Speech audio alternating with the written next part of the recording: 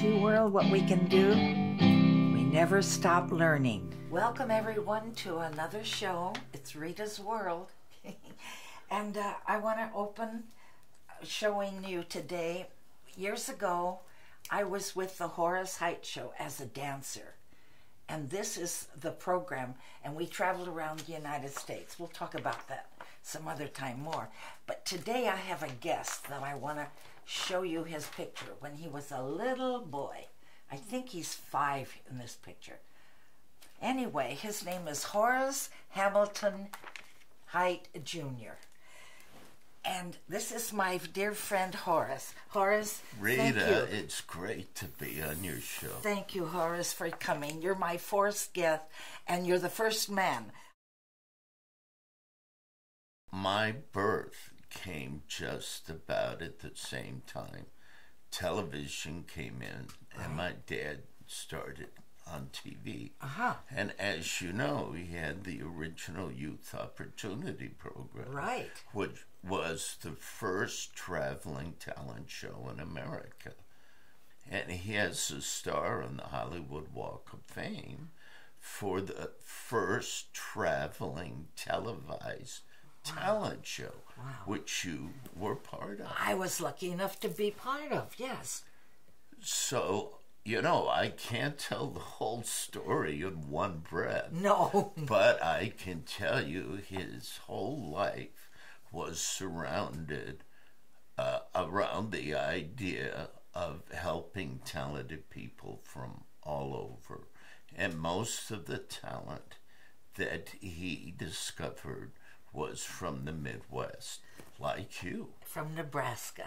And that's why we still have a beautiful resort community in Sherman Oaks that he built to put up the kids that he discovered and the people that were in the band. Right. That's where I lived all those years, and it was wonderful. And you rehearsed there. We had a tutor. We had piano, singing lessons, dancing lessons.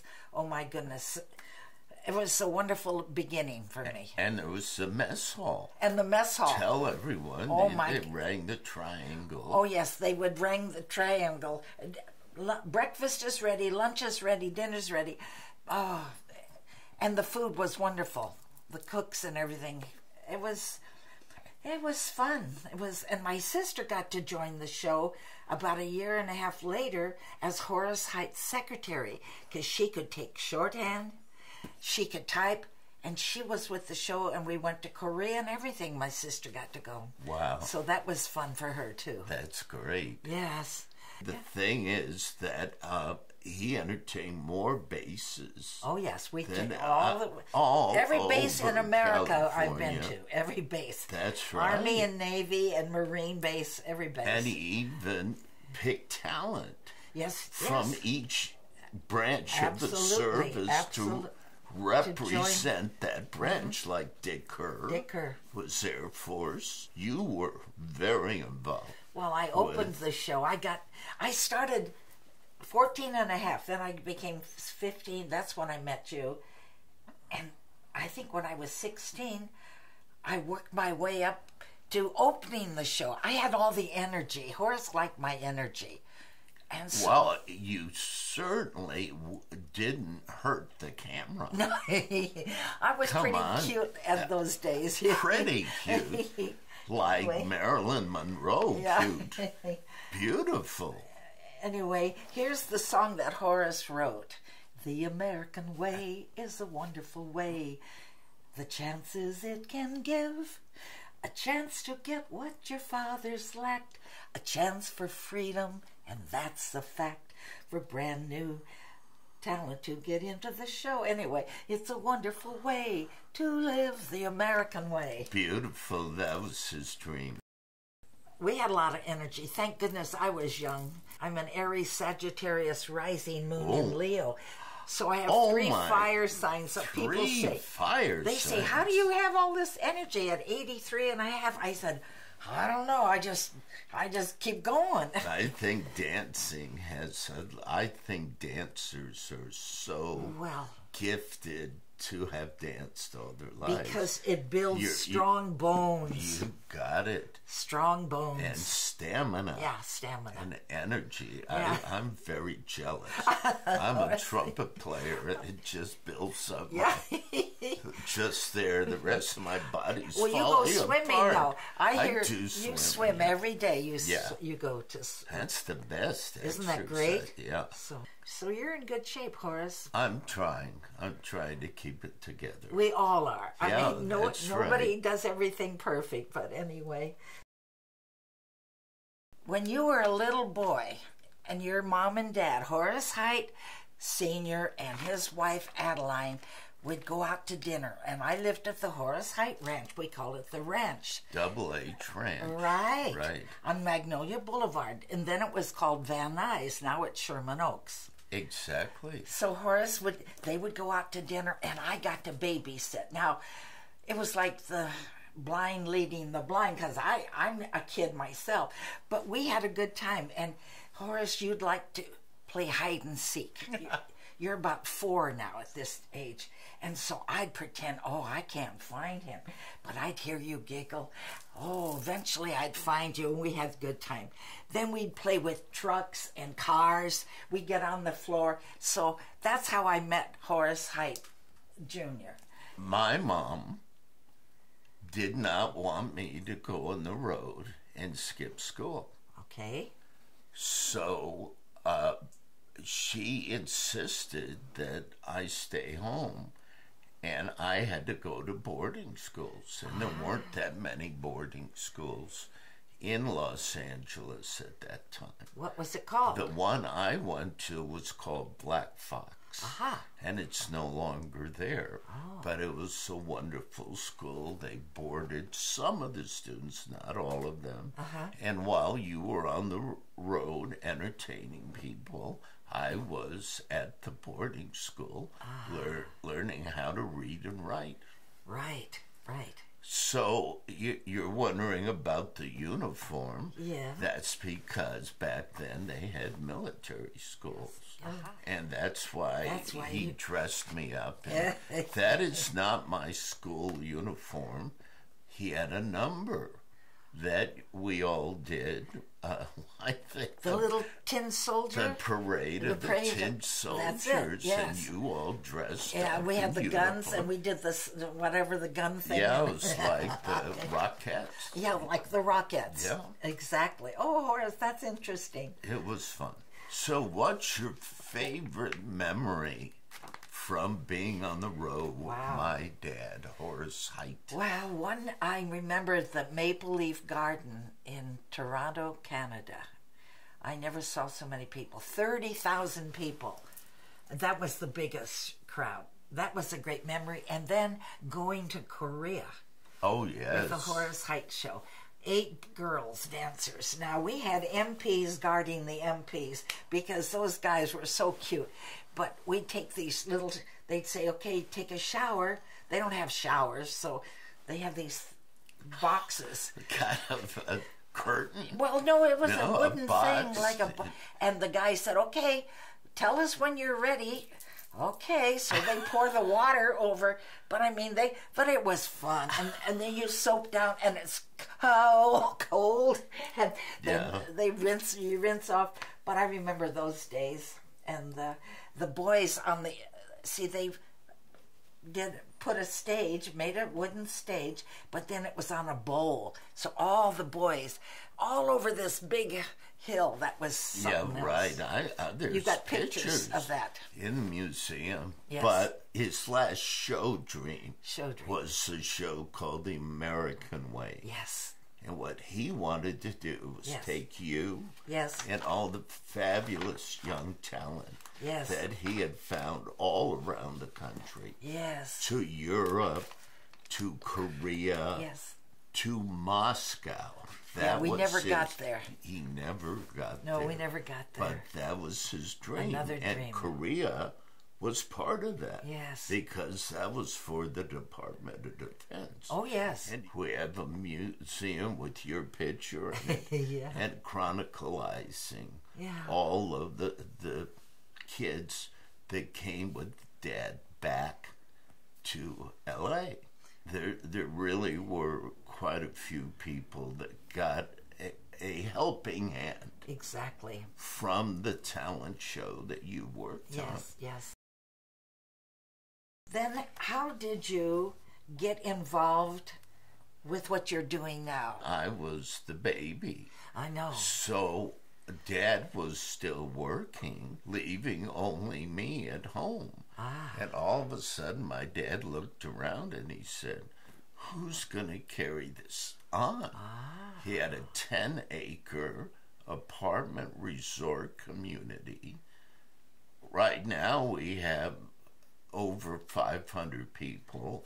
500. I don't know then because he built it in stages, sure. As you know. Sure. And I've carried that on, and I built 2 stages too. I'm building my 2nd stage now. Right. But anyway, the place had to be carried on, and I was the only one left.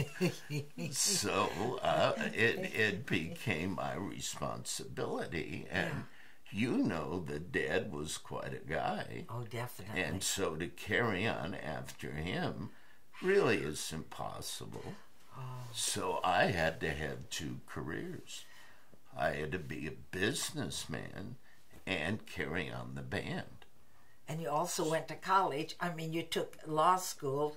That was the business part. Oh, okay. If I hadn't gone to law school, I wouldn't be here. Because you wouldn't know how to handle all this. In the same business. Right. Exactly. Exactly is right.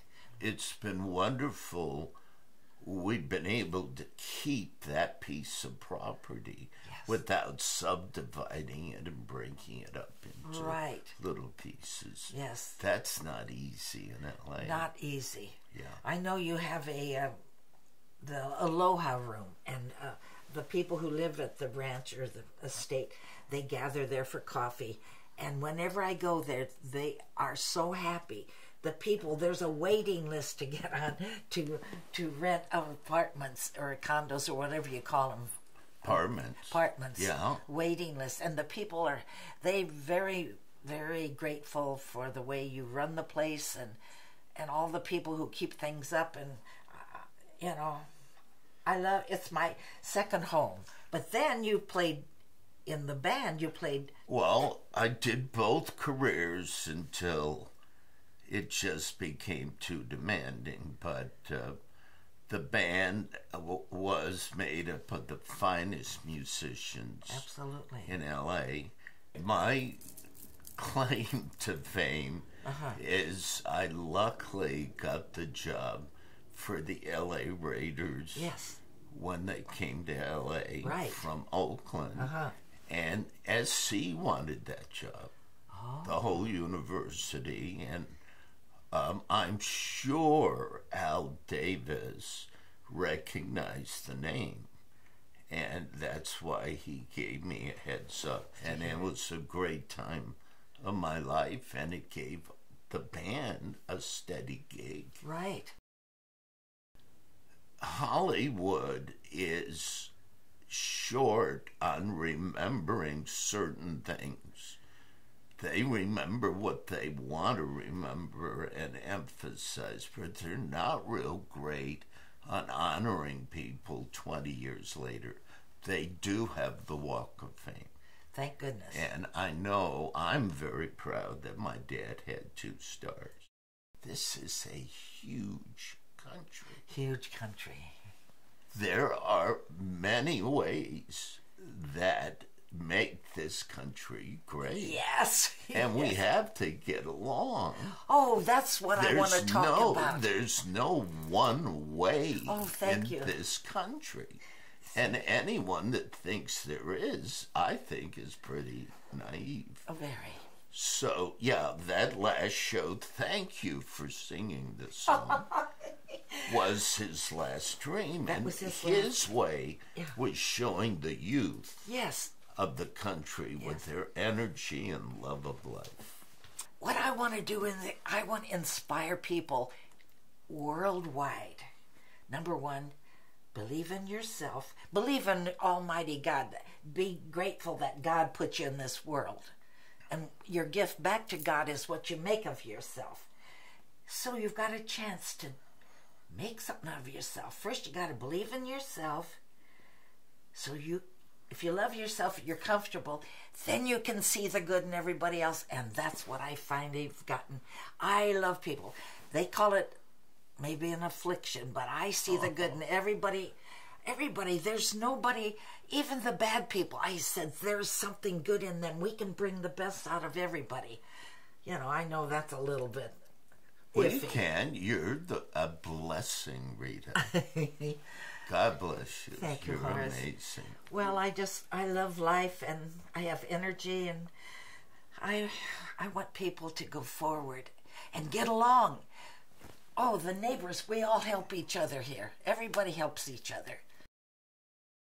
There are millions of people in this country.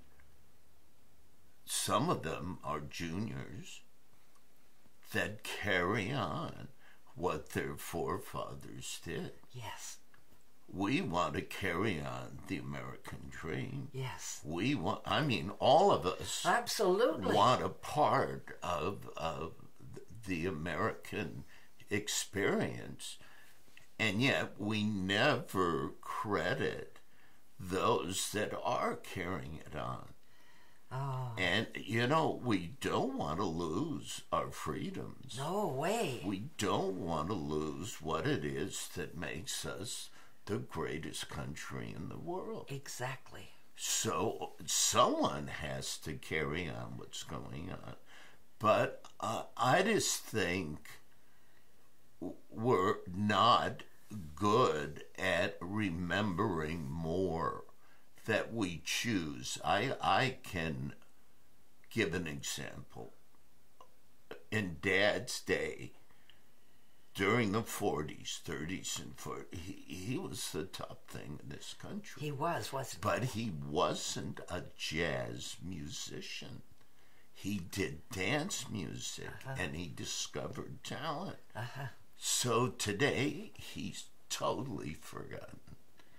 And the jazz people like Ella Fitzgerald and Louis Armstrong, who I love. Oh, yes. And idolize. They're remembered. Well, that's kind of selective memory.